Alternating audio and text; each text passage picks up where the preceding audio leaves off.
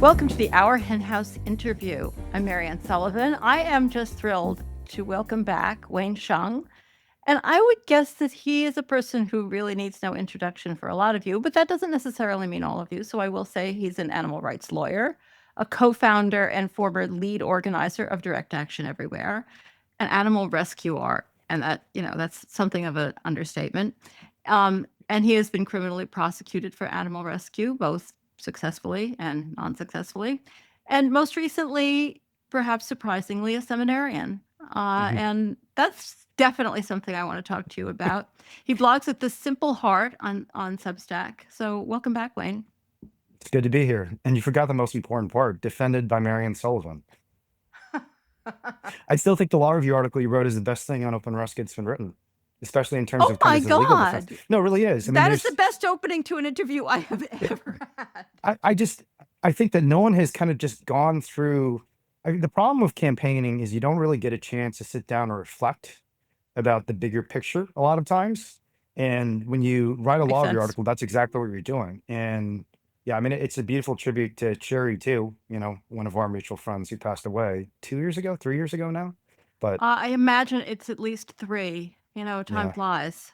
But it has been a while. yeah, but it's an amazing piece. And I mean, it made me think a lot more about just the technical legal arguments we should be making in these rescue trials and how they fit into our broader campaign strategy. Because again, oftentimes when you're in the thick of things, you're just not thinking about the bigger picture, and you're also not thinking about the broader legal precedents you're trying to set because you're just trying to win the day. Well, And as you're supposed to. I mean, even if yeah, you're a practicing lawyer and not the defendant, you're supposed to be representing the client, not just trying to change the world. It's always a conflict for movement lawyers doing yeah, both of those at the same time. It's not always the same thing. yeah, that's true. That's true. Well, thank you. That was my favorite start to an interview. I feel like we could stop right now. Let go on. We're done. We've covered the most important thing. Exactly. All right. No, Before I I mean, do get what is the into title of the piece again? I mean, people should go read it. It's really good. what was the title of the piece? Desperate Times and Desperate Measures. When is rescuing animals, quote unquote, necessary? Hmm. By Mariann Sullivan. And it came out Yeah, in February 2025, not so long ago. Less yeah. than a year, Okay, a little so it less than a was year a ago. little, yeah. Okay, It took, interesting. of course, forever. You know how Yeah, I you think write anything? Well, except unless you're on Substack or something, and then you can just put something out right away. You right write away. anything, Yeah. and by the time it comes out in a fast-moving movement, Hmm. it's long gone. I'm sure you've run into that problem. Well, perfect timing given what happened to Zoe just a few weeks ago and what's going to happen to my wife potentially in the next few weeks for us to think about necessity and what that means. Yeah, and also, and I want to get into the story of what's going on with your wife because and the fact that you have a wife, which is kind of Yeah. news as well. But also, you'll be back later in this month, I think, to talk about the appeal in your trial, Hmm. along with Stefan Seitz, who is one of your defense lawyers. And Yeah. I'm really looking forward to that. But today we're not going to delve into a lot of legal stuff because there's really a lot to talk about. Yeah. And I don't want to limit our conversation in any way, so feel free to bring up anything that you want to talk about. But as I mentioned, for starters, I know that one of the things you wanted to talk about, one of the things I really wanted to talk about is what's going on with your wife because she is facing Hmm. charges and for, of course, rescuing animals. And can we? I don't know a lot about it, so maybe you could just monologue here a little bit and Sure. tell us what happened and what's going on now because it's a pretty big story. Yeah. So my wife, Rose Patterson, is going on trial in two separate cases in February for rescuing animals from the single largest dog breeder and vivisector in the United Kingdom, a place called MBR Acres. It's actually an American company, Marshall Bioresources, but they have a massive operation in the UK. I'll just mention I live in Rochester, New York, and which is less than an hour from Yeah. MBR's huge facility in upstate New York. Hmm. But yes, go on.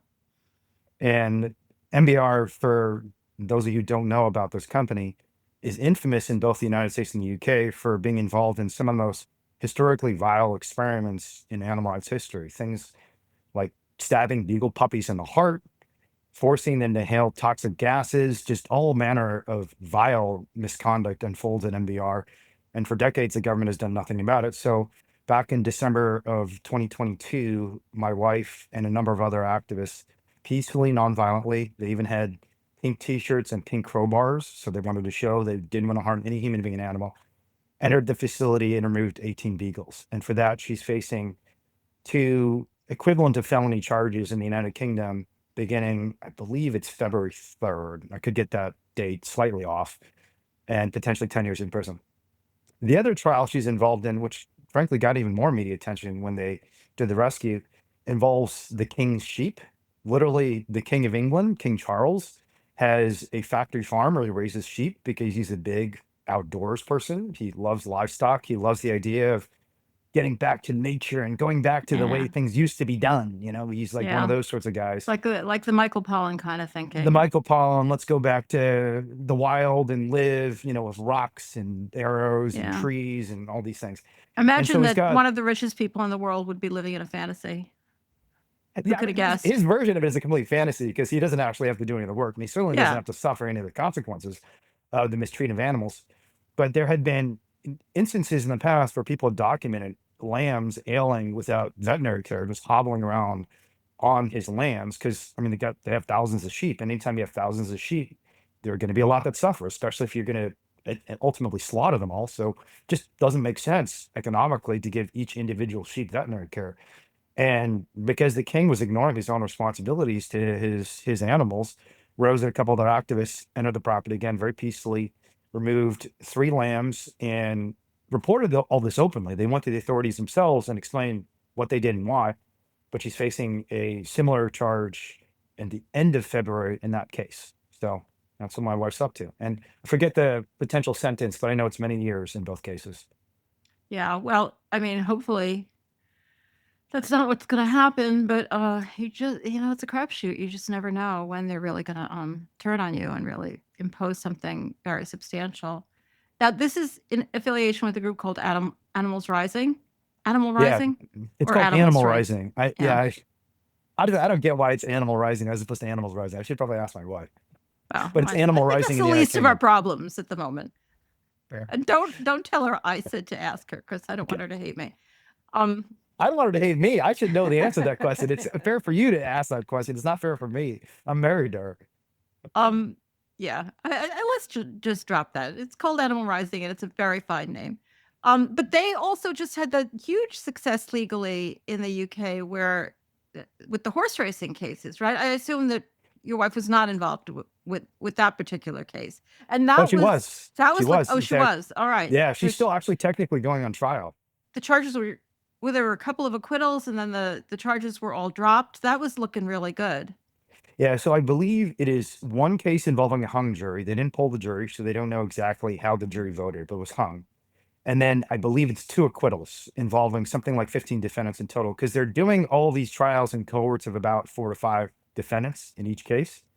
And now the question is whether they're going to drop the charges against all the defendants, including my wife, because my wife was one of the people who was leading Animal Rising, a rebellion. It used to be called Animal Rebellion at the time. So she's high on their list of targets. But given that they've lost 3 times now, the question is whether they're going to lose or whether they're going to continue to pursue the case, given that they're very likely to lose if they try again. Well, we'd love to have her or somebody else from Animal Rising on to talk about these cases. It's very, very disturbing, and I just hate to see this. Like Yeah. the best people going to prison for doing what everybody thinks is right. Yeah. Just we live in an insane world, but I think we've established that we live in an insane world. Yeah. You, however, have been, this is an interesting segue that just occurred to me, living in another world as well, Hmm. because you have been in seminary, which is Yeah. kind of like, when I heard that, I was like, what? Okay. I mean, you are known as being a person who reinvents yourself, or at least Hmm. reinvents your activism um, regularly. Uh, you've tried a lot of different things, but this really was a new one. And I believe you're enrolled at Union Theological Seminary in New York City. Is that right? And just tell us the story how this came about.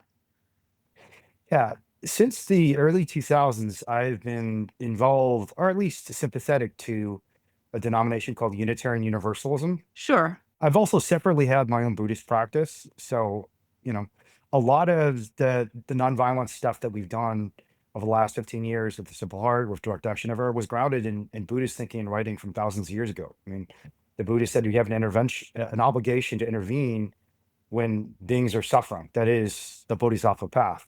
And I've always believed in it. But I always thought of it as sort of a side thing. And I think over the last 5 years, I've come to the conclusion you just can't truly build a movement without some sort of institutional scaffolding. And what do I mean by that? I mean that building a movement is a little bit like building a Jenga tower. If you ever played that game where you build these blocks up and pieces keep falling out and eventually the thing topples. And then no matter how high you build it, if there isn't something to hold the entire structure together, it very quickly will fall. And we've seen that with not just the animal rights movement, with virtually every social movement over the last 30 Absolutely. years, that they had these surges of growth, whether it's climate justice, Black Lives Matter, Me Too, and then they fall apart completely and then there's a backlash. And I think the key to an effective social movement of the long term is when you have these surges of growth, can you sustain that progress of the long term? So the next time you have a surge, you're building not from a point of kind of a blank slate or ground zero, but from the place where you last left off. And I think the primary mechanism through which human beings have built up these sorts of causes over generations and decades is religion. So that's the instrumental reason that I'm following this path. But I think there's kind of a more inherent calling for me too, which is I think all of us have stories that move us. All of us probably have stories that we've read, we've watched in a movie theater, or maybe we've even experienced in our own lives that continue to shape our identities in fundamental ways. And for me, some of the most powerful stories, not just in history, but my own experience, have come from religion or from some religious experience. I think one of the most powerful things about Buddhism is this notion that all life is a miracle. That every time you come across a sentient being, it's as if you've come across the greatest treasure in the universe. And in many ways, if you're just flying through space and you saw a living being somewhere in the universe, you think, this is incredible. This is just so tremendous and beautiful. The last thing you'd think is, let's destroy this. Let's cause this being suffering. You'd preserve and protect and cherish this miracle of the universe. And that is part of what Buddhism believes. And that story has driven me. It's part of the reason when I see an animal suffering or I see an animal killed, it crushes me. And it's part of the reason when I see an animal come back to life from the brink of death, it moves me so deeply. And I think that for us to effectively tell our story to the world, we have to build a story ourselves of our own personal journey and of a story of a community that is coming together to do something great for the world. And what could be more beautiful and powerful than defending sentient beings all over the universe? So I guess that doesn't really kind of fully answer the question why seminary and right now, but I think that part of what I'm trying to do is just answer the questions about how religions have told these stories so effectively over the last few thousand years. Yeah, I mean, I think this is very powerful, and I really wanna know a little bit more about where you're going with it, though I understand if maybe you haven't answered all of those questions. I mean, sometimes you start on a journey and you don't know exactly where you're headed, but, I mean, you mentioned mostly Buddhism. I Is Union theological Unitarian Universalism, I don't know a lot about it, but I know that there are kinda different factions within it. Maybe Mhm. faction is the wrong word, that sounds a little hostile, but some are very Christian, some are very much more, like, the broad-based, looking at a variety of religions. That's my understanding, and correct me if I'm wrong. But they're pretty much based in an idea of God, maybe not. I mean, is can you just tell me a little bit more of the kinds of things you're studying at seminary that link to what you just told us about how much Buddhism has moved you? Yeah. Which is real. I mean, Buddhism, it, my understanding, which is again limited, but the way you're talking about it too, is much less of it's a way of seeing the world, Mhm. not so much focused on the God thing, which Christianity tends to be pretty focused on the God thing. Anyway, Yeah. that was a crazy question. It's all over the place, Yeah. but give me a crazy answer. Yeah, I think the crazy answer is that no, you don't have to believe in God, Unitarian Universalism, and the reason it's striking is because it is a Christian denomination, fundamentally, Yeah. historically, because it was started by a number of essentially heretic Christians in the 19th century who started questioning the concept of the Trinity. So for those in your audience who don't know about the Trinity, I think most Americans probably have heard about this idea that God is three parts, but also one, right? Like it's the Son, the Father, and the Holy Spirit. And for a lot of Unitarians in the 19th century, around the time period of the Enlightenment, they're studying science, just basic mathematical logic, like mathematical identity, that two things that are not equal cannot be equal, and three not, cannot mean one. And so it was actually initially a lot of scientists. I mean, so for example, the famous Unitarian who is the forefather of the congregation I go to in the United Kingdom is this guy named Thomas Price, who was a mathematician in addition to being a philosopher and minister. And he just didn't buy the idea that three can equal one. How can God both be three and one? And that initial skepticism led a lot of these Unitarians down the path to a more secular moral community, to the point that today, I'd say in my VU congregation in San Francisco, probably 60% of people are atheists. Mhm. Um, I think the difference between Unitarian Universalism and a lot of forms of secularism is, while there is a lot of agnosticism, atheism, skepticism, there's also one, a respect for people who have theological beliefs, and in particular, ecumenical respect. So we embrace Buddhists, Muslims, Christians, Jews, all faiths are welcome. Um, but the second thing is this idea that deeper than any one faith, there's a very famous book written by a pastor in New York in the UU denomination named Forest Church. I think it's called The Windows of the Cathedral. I might be getting the title incorrect. But the idea behind this is all the different moral and religious traditions are like windows in a cathedral. And they all are looking at different vantage points, but they're identifying the same core moral truths. And one of these moral truths is the golden rule that you should do unto others as you'd like done unto you. And so we, instead of fighting and trying to decide which of these windows is the best window, let's realize they're all kind of looking at the same thing. This is hotly contested within theology for the record. And a lot of theologians would say this is totally Western imperialism, saying that all faiths are the same is just a way to impose Western individualistic rationality on things like Buddhism and Hinduism. But for me personally, I think that's always very deeply resonated. I think that there is something remarkable about the fact that whether you're a Buddhist monk 2,000 years ago in China or a Jew in the Middle East 1,500 years ago facing persecution, the idea that regardless of whether you're powerful or weak, whether you're wealthy or poor, we should be treating everyone equally because of the golden rule is something that all faiths seem to arrive at. And the question is whether we can extend that to animals. I think in UU we can. So, all right. So this is a UU seminary, but a great many people who go to UU churches are atheists, or probably a lot of them, I would also guess, agnostic. Mm. Not just not signing up for any particular belief. So I have a lot of questions about that because I find religion like totally. But I really want to ask first, like, so what's the plan? Like, are Yeah. you thinking of a career or just basing some of your own behavior within the UU church? Are you starting a new church, or are you just trying to find ways to talk to people about religion?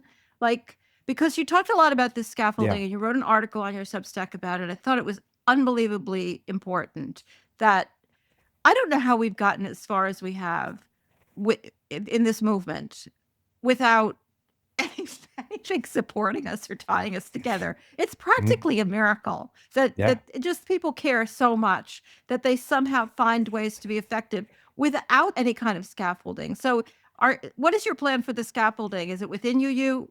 Not within UU, something new. And if you don't have that answer yet, that's fine. Yeah. But I'd love your thoughts on it. I definitely don't have a plan. Sorry to disappoint you, but I think part of what I'm doing is exploring the space because Yeah, that's fine. and again, it's not just purely instrumental. I mean, there is a huge strategic reason to be a part of this, but partly I'm just feeling called to it. I mean, I think there's a deep sense of meaning I get from UU, from Buddhism that I'd like to explore further. I will say I have sketches of a plan, and I'll tell you about a few of the sketches of a plan.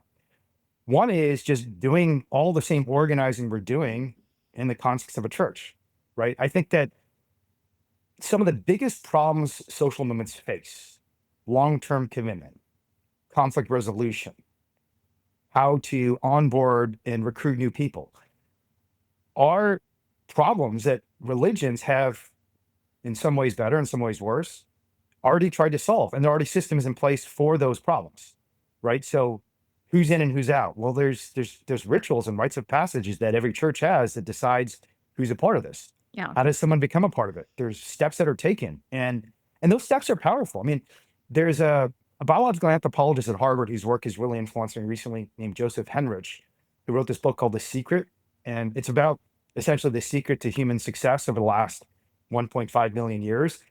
And he identifies these bonding rituals as incredibly important to human cooperation. Human cooperation is incredibly important to our power as a species. The way we've created change on this planet, in many ways for worse, in some ways for better, but mostly for worse for the other animals of this earth, is by our ability to cooperate. And our primary way of cooperating has been through rituals and rites of passage that bind us together in various ways. And for liberals and progressives, that sounds incredibly dangerous, because it is incredibly dangerous. If you look at the way churches and religions have indoctrinated people and hurt people and caused people to hurt each other through history, it's a dangerous tool, And continuing to do so. and continue to do so. If you look at the religious wars we're seeing across the world today, having said that, we can't just abandon the space. I think we have to build something that's better. And there are religious denominations like Quakerism, like UU, that most progressives would find a home in. So, for example, in UU, democratic rule and transparency are embedded in the very denomination. There is no pope that tells us what to do. We decide what to do together. Similarly, with transparency, you cannot have hidden books and hidden payments and settlements for misconduct that various ministers or members of the congregation might have been implicated in. There's actually a principle that we're open about everything. And I think that while UU has not expanded the way I think we need it to, for it to be the force for change in the world for animals, or frankly for other progressive causes, I think it could. And the fact that we've abandoned the space of religion entirely, I think, to the right, and those regressive forces that want to create more cruelty and more ignorance in the world, is one of the greatest failings of the left of the Yeah. last half Yeah. century. No, it has always been a difficult thing that so many animal advocates just are atheists. I mean, Mhm. and good for them. It's not a criticism, but it does mean that we don't speak in that very important space, which is the space where the vast majority of people get moral guidance. People Yeah. do not study moral philosophy. We've done lots in moral philosophy. We got moral philosophers coming out of our ears, but that's not the place where most people find out or learn about or discuss or their moral beliefs. It is religion, Yeah. for better or worse. And I think it can be for better. One of the things, my experience with religion, which is not surprising since my name is Mariann Sullivan. I grew up in the Catholic, went to CCD, which is like religious instruction, twice a week from kindergarten through high school. I learned a lot of it. And there came a point where I just didn't believe it anymore. I didn't want to not believe it.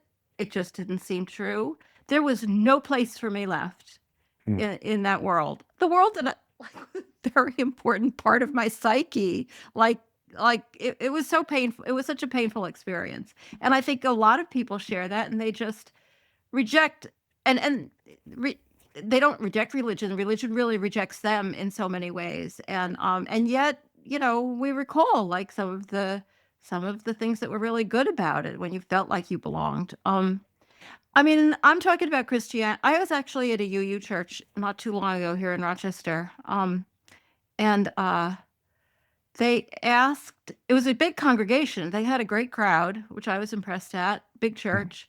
And they asked people to, it's very lefty. Rochester's a very lefty town, and it's the UU church, so you can imagine. And they asked for people's thoughts on climate, which they still believe in, is a problem, and all the things that you could do personally. And finally, even though I was a visitor there, after like 15 things, I had to chime in and say, well, you could stop eating animals. Like there was really very little consciousness, even on Yeah. climate. So there is much work to be done there, but it does seem like to be a more profitable space, potentially profitable space than many. Yeah. But what about We can ask, how did people respond when you offered that suggestion? there was an elderly man in front of me. It was very sweet. He was with his wife, and as soon as I said it, he was like, and you could tell he was one of the vegetarians, but he hadn't wanted to speak up, so that made Yeah. me feel good. But other than that, people didn't. You know, the minister. I guess it was a minister. I'm Catholic. I mean, we don't know all that Protestant terminology. Said when I said yes, and said we could stop eating animals or we could cut down. Hmm. I was like, I wanted to say no, we could stop, but I didn't, Wayne. I didn't. All right. So let's talk about Christianity a little bit, since that is my history, and that is the fundamental. I mean, even if many of the people at the UU Church don't literally believe, it is the framework that most people, I think, there are coming from. Your framework was perhaps a little different because of studying Buddhism in your past. But Hmm.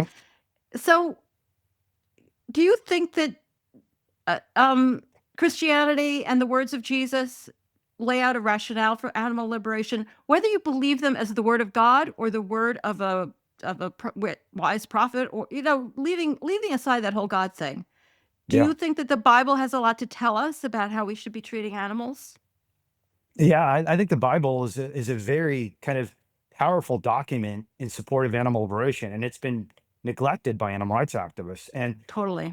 I'll give you one example. It's just from Genesis. And in Genesis, God has 6 days of creation, and on the fifth day, he creates sentient beings for the first time. The first 4 days involve the creation of the sun and the moon, the sky and the oceans, the plants, all the other life that's non-sentient. But on day five, he creates the animals. It is also the first day that God gives a blessing to his creation. And this concept of a blessing is actually incredibly important to the Bible. I don't know how much of the Bible you read, and particularly the Old Testament. The blessing is always given to the favored child of the father. So, for example, Jacob and Esau go through this battle where Jacob actually steals his brother's blessing, and it becomes this huge deal because getting the blessing means you get the inheritance of the entire family. You're the chosen child of God. And very interestingly, in the Bible, in Genesis, the first act of creation that leads to blessing is animals, not human beings, animals, right? So that tells you God respects animals in a way that he doesn't respect the other creation. And he sees the animals of this earth as his children, as inheritors of whatever bounty he's created for the universe. But in the New Testament, there's also just a fascinating example of, it's debatable what exactly happens, but my interpretation of it is Jesus actually being corrected because he's not being sufficiently kind to animals. There's a Syro-Phoenician woman, a Canaanite, who comes to Jesus in this very powerful passage in Mark. I forget the chapter, where this woman whose daughter is sick and ill and apparently dealing with demons. They're not sure what it is. Demons back in the biblical times could have been some sort Yeah. of sickness. Yeah. Who knows what it Yeah. is? It's just some sort of serious disease.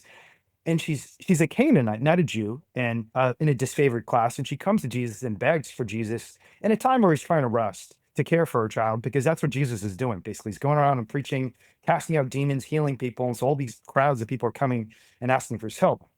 And this woman comes and says, "Please, Jesus, I've heard you're the Savior. Can you please help my child?"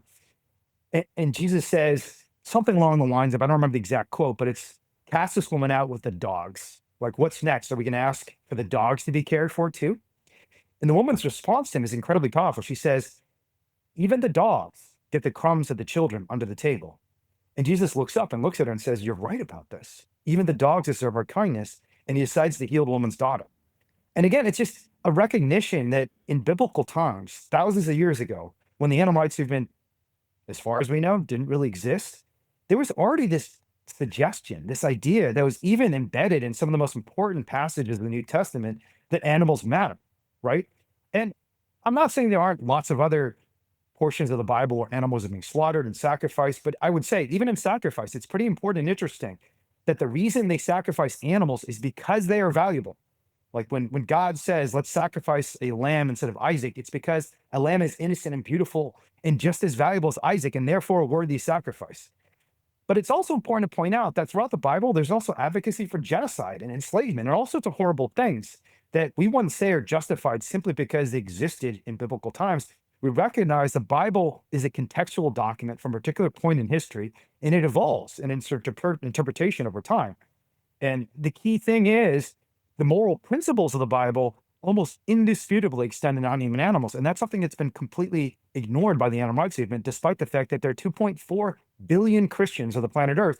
And it is arguably, I'd say pretty clearly, the most powerful social force in the history of human civilization.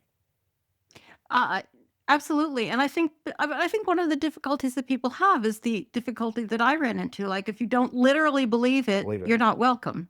And so, you know, you don't feel that you're allowed to talk about it. Do you talk about it in a way? I mean, you've already shown that, though the language does tend to drift from, from God language to this is words of wisdom from an ancient civilization, if they were inspired by God, maybe, but not necessarily. Which is, more the way I think a lot of animal rights advocates, not every, I mean, of course, I'm not talking about everybody by any means. And so do you think it's possible? I mean, I just think it's such a powerful thing to bring to people, aside from what it is on animals. I mean, it's really, really much broader concept that religion can offer us so much. Mhm. And the fact that we have been excluded from it by the powers that be because we don't literally believe something that is very hard to believe. Really, it's not in the world of science. It's very hard to believe. Do we have to just reject it completely, or do you feel that you can find a way to tell these stories that would speak to both people who are believers and people who are not, but accept that there might be wisdom here? Yeah. Yeah, I don't think we have to believe these stories are literally true. Yeah, And even Jesus himself, many of the stories from the Bible are just parables. They're not literally true stories that Jesus is telling to instruct people. So there's like a, a parable of like two types of seed. One seed, I forget the type of tree it is. One seed is a bush that grows very quickly but ends up dying very quickly. And I think another seed that grows very slowly but ends up being this massive, beautiful bush, or a very tiny seed. I think it's like a mustard seed, something like that. There's parables of families and families in conflict. There's all sorts of parables that are not literally true that Jesus is using to inform his audience. And certainly, if you look at Buddhism, I mean, Buddha's initial story is not necessarily believed by many Buddhists. In fact, many Buddhists don't even know the details of the original story. It's a story about this ancient Indian prince who basically gives up all his wealth and sees people are old and dying of old age. People are sick and dying of disease. People are poor and have no wealth, and realizes there's all this suffering in this world that I've never been exposed to. And whether you think there actually was an ancient Indian prince who abandoned all of his wealth to just live among the poor, the story is what motivates us because it has instructive moral guidance. of course. And one Yeah. of the ways we know this is almost certainly true is if you look at modern secular life today, all of us have stories that really move us. Again, maybe it's a book, it might be To Kill a Mockingbird. That was a book, that was a fictional story that motivated the civil rights movement.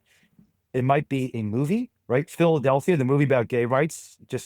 I just remember, I don't know what your experience was. I'm sure it's very different than mine because I'm not gay, but it just shook me to my core. Like I remember just crying uncontrollably, and not realizing there's this entire universe that gay people are dealing with and struggling with that I just fundamentally didn't understand. And when I did start to understand, and I could see what it was like to walk in their shoes, even for an hour and a half or 2 hours, it really did shake me, and it affected millions of people because Philadelphia was a huge movie that I think it won an Academy Award. It had, at the time, the world's biggest star, Tom Hanks, was starring in it. I actually encourage everyone to go watch this. It's like just an incredible It film. was a great movie. But but actually, I'm not sure. Is Philadelphia based on a real story? I'm trying to remember if it is. It might have I actually been don't based on a real I story. don't actually. I think it might have been loosely based, Yeah, I think it might, I don't but not exactly. literally a So, biography. but it doesn't matter because the point is the moral lessons are Exactly. still are Exactly. It still doesn't true, matter. right? Yeah. So, and I think, and frankly, I think the fact that religions are forcing people to believe things that they don't believe is a weakness of religious paradigms that still have this intense compliance attitude. It's almost like the compliance person at your job who keeps forcing you to do things don't matter. It's like everybody hates that person, right? This is why religion's failing. So if you have new religions that are actually creating stories that are genuinely moving, if not true, or that are true, that we know are true because science and evidence shows they're true. One example of this is the civil rights movement. This is a true story, or the gay rights movement. Um, Maybe the specific details of the story of Philadelphia aren't true, but there's certainly a lot of people going through experiences just like the main character in that movie, right? So that was based on real circumstances that people were living through in the 1980s and 1990s that should move people to act to defend gay people in this country. And I think we need to do the same thing for animals. We need to find these canonical stories that really do move people, and that make us realize that, you know, if not for the grace of God, I could be walking in this person's footsteps or this animal's footsteps. And I think that that liberalism of spirit that allows the non-believer in to experience the spirit behind the theory behind the story it really needs to extend both ways too. I mean, I think that sometimes when you because of one's experience with religion, when you lose it, you become kind of hostile towards it. I mean, Hmm. not necessarily, and there's a lot of reasons to be hostile towards religion right now because a lot of people are using it in very evil ways. But aside from that, it's just like, oh, it's so idiotic. It's so obviously you can't. If people believe it, as long as they're not doing harm with it, that's fine. Like I don't think we have to agree on that. Like Hmm. if that's what gets you through the night, like God help you, Yeah. like why not? Cuz we're all here on this crazy planet not really knowing what we're doing and not really knowing what happens when we die and finding it hard to believe we just disappear. It's all very hard. It's all very Yeah. hard. So if religion helps you, I say that's great, except that then people use it poorly. But I think that liberalism of thought has to go both ways. Um, I just wanted to. I'm supposed to be interviewing you, but I just remembered one story when as I mentioned, I took CCD, which is religious instruction for Catholics, um, up until high school. And at some point in high school, I just went to the teacher, who was a poor guy who like had volunteered to do this out of the goodness of his heart. And I said I really needed to understand what people mean when they say they believe, Hmm. because that doesn't like do they mean they really believe, and the poor guy didn't know how to answer. But from back then I was struggling. What does it mean when you say you believe? And I think I've come to the conclusion it kind of doesn't matter. Just, as long as you're vegan, you're fine. Yeah. All Yeah. right. Was there any point where you believed, Miriam? Oh yeah, I absolutely. I mean, I was Mm. brought up in as a Catholic, and that's what they told me. Mm. So like they tell you some stuff that's really true about the world, like most of what you learn is true, and then they tell you the religion stuff, and you don't realize they're different. Hmm. Like Yeah. and then you start to think at some point, and it starts sounding less likely. And it took a long lot time for me to let go of it, and I'm not sure I totally let go of it. I guess I have sort of, but I wouldn't mind having it back. Hmm. I would love to. But it's funny when people talk about it kind of as a voluntary thing, like that. Belief in religion or belief in something like that is good for you and it makes you healthier. Like you can't just choose to because it's good Yeah. for you because it makes your life. It would make my life better, in some ways. But anyway, I'm going to move on now because I'm supposed to be interviewing you. Um, all right. I feel like I've covered the topic of your work at seminary, and I think it's a continuing story. So perhaps we can revisit it again in the future when you have either more clear thoughts about what you're going to do with this, or you're willing to talk about what you're going to do with it, or I don't know. But there's lots of other stuff I want to talk to you about as well, and because you reinvent yourself a lot, as I mentioned. Do you have some kind of theory of change that kind of rules all of your all of I mean, I think it's great that you keep switching Hmm. tactics, but is there an overall, you even keep switching strategies perhaps, Yeah. but is there an overall, like, this is what leads me from one to the other, that I think this is now the better way to work out my theory of change?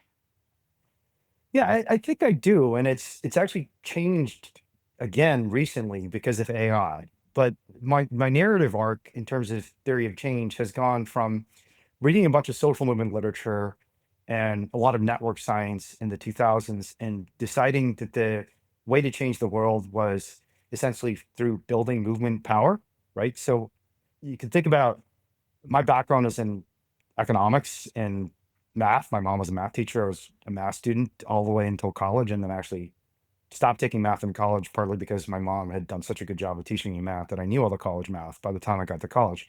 But I've always thought about things in kind of mathematical terms. And so my goal was increasing the number of activists multiplied by their commitment. That's all I thought about. I thought this is the key. If we just increase the number of Right. activists Right. times the commitment of the individual activists, which can be measured many different ways by the amount of time they're willing to spend, amount of money they're willing to spend, how much they're willing to risk. But that's the essential formula for social change. Still think there's a lot of truth to that, but I think the lesson I learned over the last 10 years that shifted me towards the simple heart was that it's not just about the number of activists times their commitment, it's about their ability to cooperate with each other.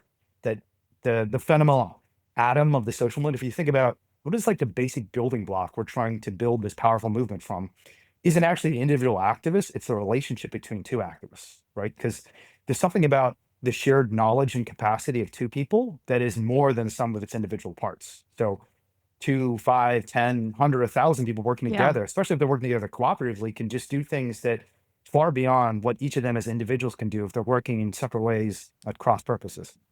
And I still think there's truth to that theory of change too, that we should basically be maximizing the number of high quality relationships in the movement. Um, the thing that AI research has kind of shifted me on to some degree, although I still think those two theories of change are highly relevant to the work I'm doing, is that AI research thinks about problems in a more fundamental way than even the physical universe, right? So this is going to get very philosophical, but essentially everything in the universe is just data. It's just information, right? You can think about every atom in the universe as a number of data points about the charge of the various subatomic particles, the alignment, and so on. And there's information that's organized in various ways. And our goal as one form of combination of these sets of informational particles is to change the informational state of the universe towards the state that we'd like, right? Um, and I think the way you get there essentially is through intelligence by increasing your problem solving capacity. Essentially, what we have to do as animal rights activists is solve one big problem, how to get people to stop hurting animals, but also solve a number of smaller problems on the way towards that journey. And fundamentally, the way we achieve better problem solving is by increasing our intelligence. And so I've been thinking recently about how do we just build a more intelligent movement, which isn't just about increasing the knowledge of each individual activist.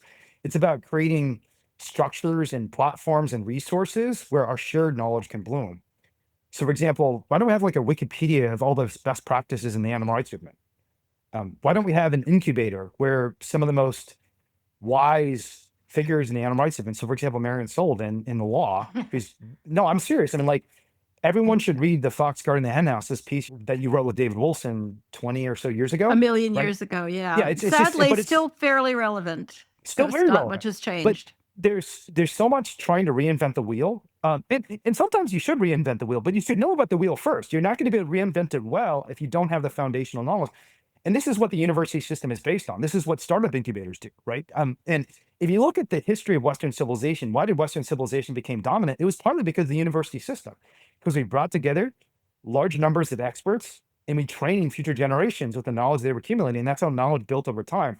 So maybe we need a university for animal rights activists, or maybe we need departments in universities where we're trying to build knowledge over time that can be sustained not just over a 1 or 5 or 10-year time period, but over many decades or even centuries.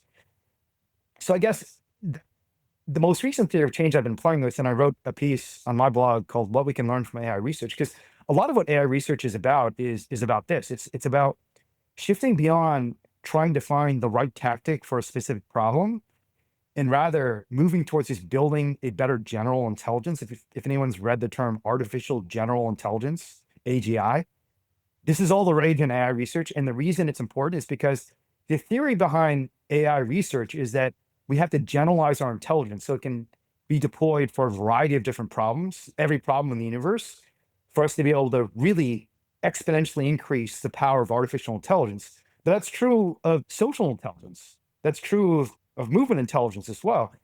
If we actually want to exponentially amplify our ability to solve problems, we need to figure out a way to build a more general intelligence that accumulates over time. So that's what I've been thinking about recently, but I don't have a lot of specific answers. Oh, that was very general. I have to admit, but I feel like when I started in the movement, the fight was really for moral philosophy, for a theory Mhm. that would underlie, that because nobody actually was thinking about animals, and there was a lot of work was done on that. And then we realized, or people in the movement realized, that that was not enough to actually change behavior. And then I think that and this is certainly something that you've participated in, is that we to some extent moved on from just the theory to the facts, like the fight for truth and transparency, the idea that people really didn't know, and they really didn't, what was happening to animals. They didn't know how bad this was. I mean, they didn't know what the situation was. We knew they didn't know, and trying to find ways to convey that became really essential. When we started with undercover investigations and Hmm. the whole movement leading, of course, to right to rescue cases and everything. We believe that if everybody knew what was happening to animals, that would do it. But that hasn't done it. And it Yeah. feels like you're kind of reaching for the next step, like this knowledge base that goes beyond just being exposed to truth, but somehow understanding it better. Does that Yeah. or I think human civilization is more like the Titanic than we like to think, and that it's this huge it's structure a that kind of plugs cheerful along. cheerful metaphor. Yeah, it's a cheerful metaphor, and yeah, but I think it's a hopeful one too, because I think with the benefit of history and hindsight, we can see the problems that the Titanic had that could be fixed, right? And this is why we use it as a metaphor. We can't be like the Titanic, where you just keep plugging along and not realizing there's an iceberg ahead. Let's change course. And so I think, even with the Titanic, I mean, there was actually quite a bit of evidence that they were going to hit an iceberg. There's quite a bit of evidence they needed more life rafts that should have been in place to save the people who ultimately died. And, again, the information wasn't enough. There needed to be kind of Yeah, a political economy, a political yeah. theory about how do we actually implement this? I mean, everyone agrees, let's not run to this iceberg and drown everyone on this massive luxury liner. But how do we convince the appropriate stakeholders and convince the masses, convince whoever needs to be convinced in order to turn this ship around? And I think that's kind of the problem we're facing today. I mean, overwhelmingly, I think the public generally supports stopping animal cruelty. I mean, even with farm animals. Everybody Yeah, agrees with us. I mean, really, yeah. everybody agrees with us. But the problem is, it's hard to turn a very, very large ship, and human civilization is a massive ship that's very hard to shift. But I think we're figuring it out, and I don't even mean just for animal rights. I mean, I think if you look at moral progress over the last 200 years, it's accelerating. And the anti-slavery movement took hundreds of years from the first powerful writings. In the 1600s and 1700s, you have people like Jeremy Bentham and John Stuart Mill writing tracts like on liberty, saying, look, I mean, liberty matters, and we can't just enslave people because they have a different skin color. That took hundreds of years. Then you have the civil rights movement trying to end segregation. That takes, maybe a century between the end of slavery to the civil rights movement in the 1960s. And then you have the gay rights movement, which, really only takes a few decades. And so I think a lot of sociologists and political scientists who study social change see a compressing schedule where things that used to take centuries are now taking decades. Yeah. And I think the same will be true of animals. I mean, the animal rights movement is a very young movement, and the amount of progress we're making. I mean, the fact that RFK Jr. was on national television a couple of days ago saying we need to end animal experiments because the way you test a humane society is by its treatment of animals.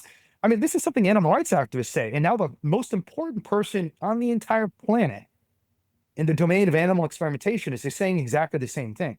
So let's count the victories we have. And for sure, let's not get complacent and say, rest on our laurels, but let's also not be defeatist and say we haven't achieved anything, but we've achieved incredible progress over the last It's half very century. different. It's very different than the way it used to be. It's just that we Yeah. haven't seen the big change, but the landscape is very different than it used to be.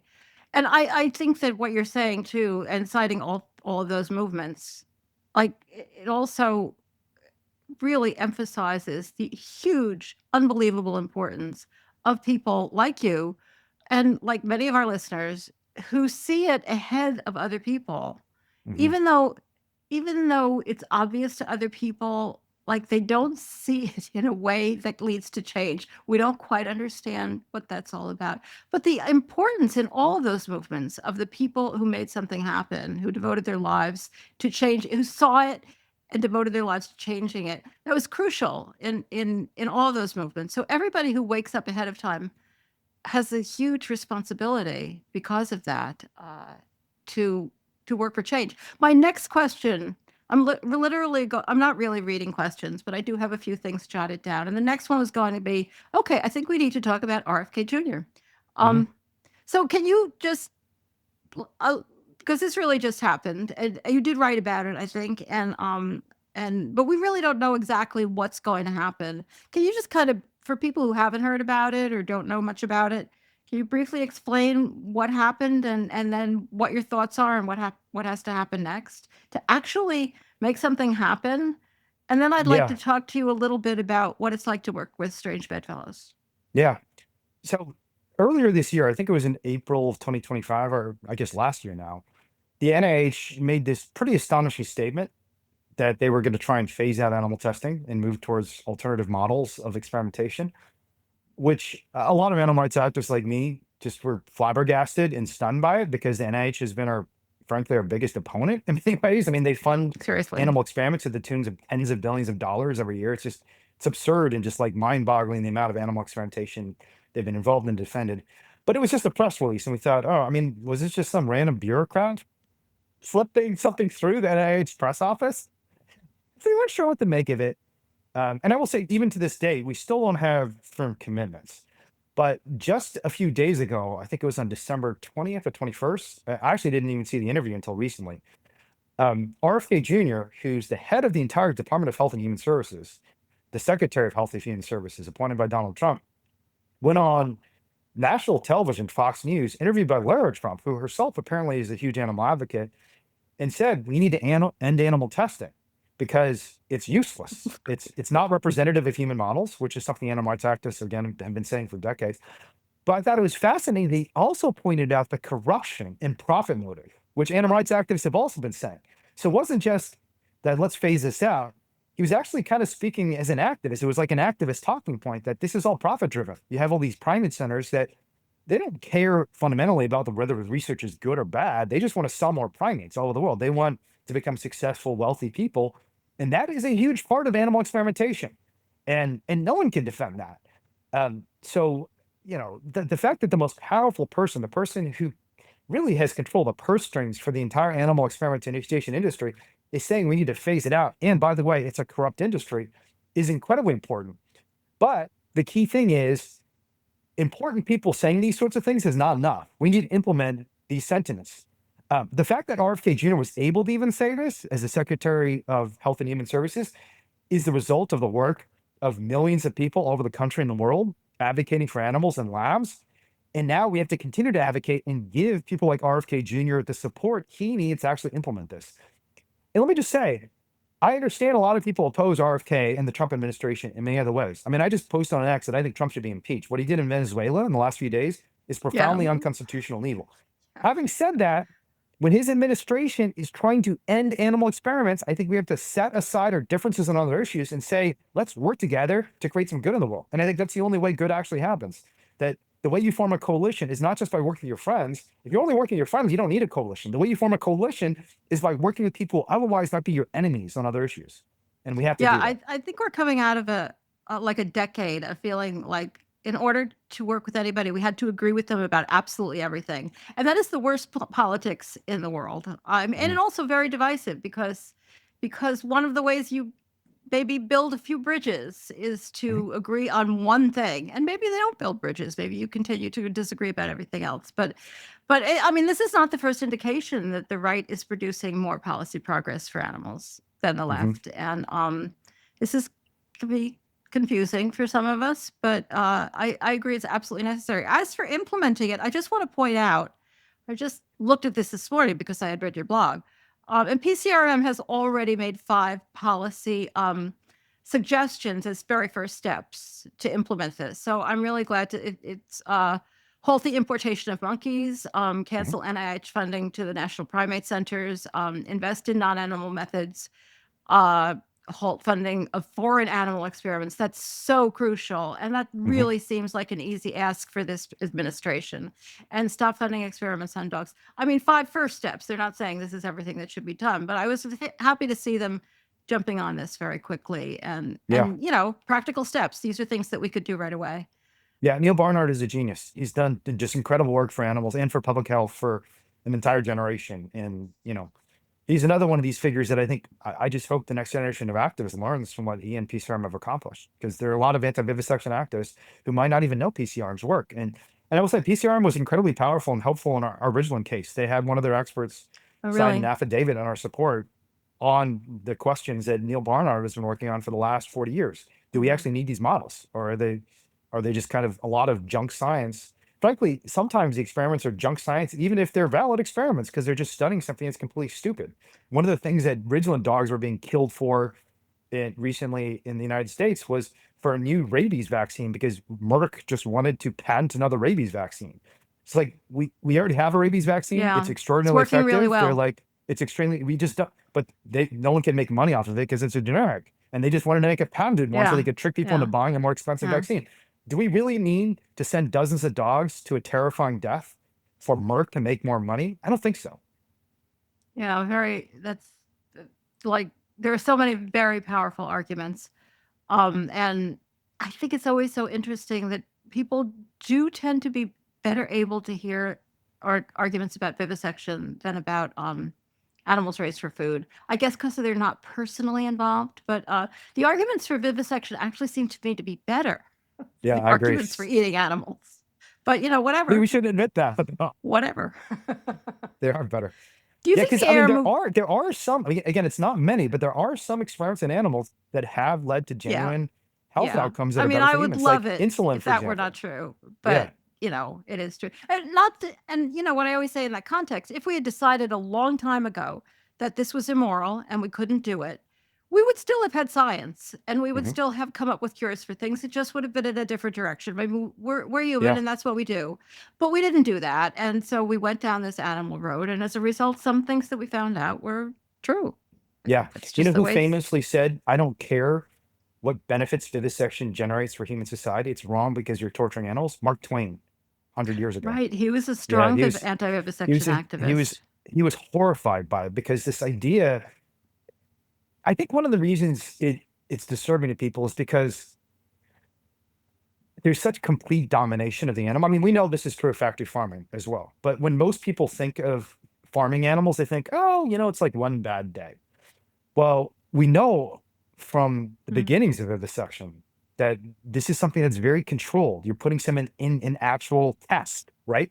And every Yeah, people aspect of their know it's life, their bad. blood, yeah, Yeah, everything is being yeah. controlled. And I think in America in particular, there's this idea that liberty is so important, freedom is so important. And again, I mean, you and I know this is the same is true of factory farms. In many ways, factory farms are worse, like a gestation No, crate. I mean, I will people say the lab believe in beagles Old have pretty McDonald's bad farm. lives, yeah. Yeah. But there's something that about the degree of control and the degree of kind of authority being exerted against a sentient being. I mean, this is the same way people had this massive reaction to the COVID vaccine mandates, right? That this idea that I have to be controlled by science. Mhm. I think there's something creepy about the degree of control and authority that's being imposed on the animals and vivisection that people don't believe is happening in other contexts. Yeah, so one of the absolutely crucial things is to make people believe that this is what happens in factory farming, which Yeah. they know, so like people really do know something's wrong, no matter how hard they want to cover their ears and close their eyes. They know something's wrong, but there's a huge level of resistance to knowing how bad it really is and how it is a full absolute loss of control. Yeah. Um, all right. I'm going to have to let you go pretty soon. And there's a question I really wanted to ask you before I did. And we can, go into a few more topics on the bonus. But all right. You've said I'm quoting you. One of the primary lessons of social movement research is that change happens during periods of institutional crisis, a school of thought called political opportunity theory. All right. Do you share my sense that this is the moment? I mean, that we have to grab this wave?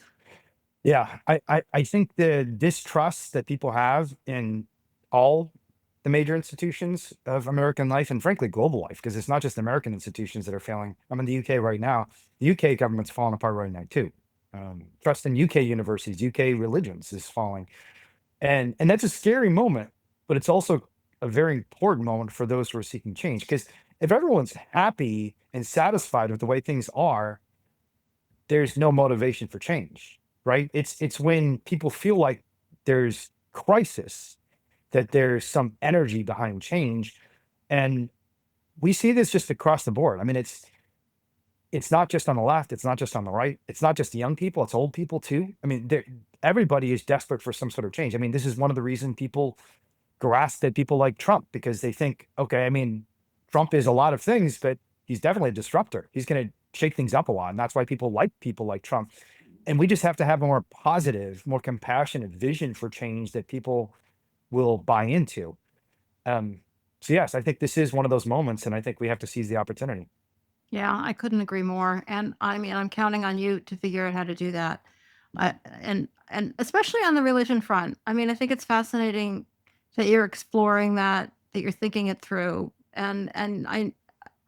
I'd really be interested in talking to you again. How long is the program there?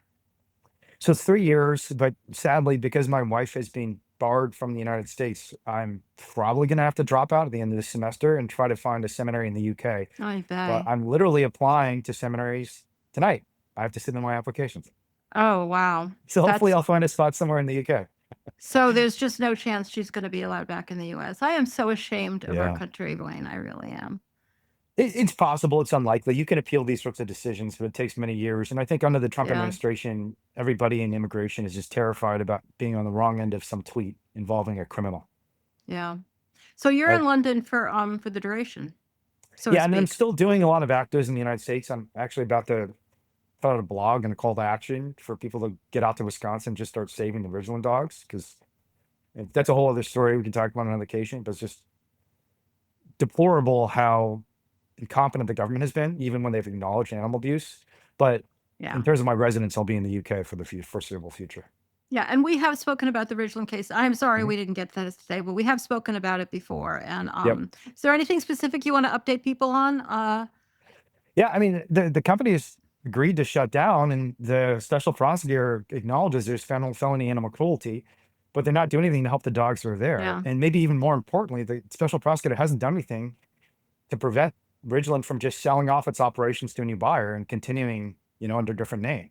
Oh, that's Which I very bad. suspect, I That's very suspect that bad. might happen. I mean, so my view is, if dogs have been subjects to criminal abuse, just like children, and just like, frankly, an animal abuse case involving any individual, if this weren't Yeah, a of huge course. corporation with millions of dollars at stake, it'd be an obvious answer.